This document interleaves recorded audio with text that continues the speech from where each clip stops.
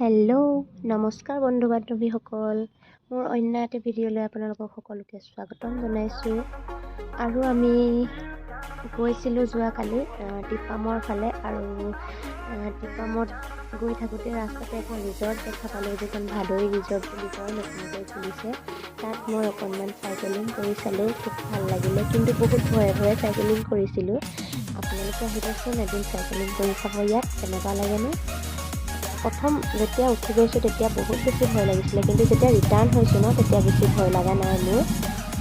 তাৰপিছতে আকৌ আমি বুকিং কৰিলোঁ সেই একেটা জেগাতে, ভাদৈ ৰিজৰ্টখনতে আকৌ বুকিং কৰিলোঁ আমি সকলোৱে, মই, মোৰ হাজবেণ্ড, মোৰ লগৰজনী,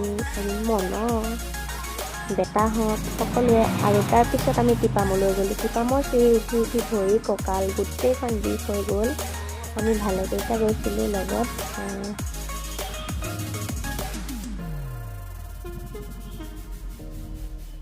খুব এনজয় কৰিলোঁ আমি তাত, ভাল লাগিলে।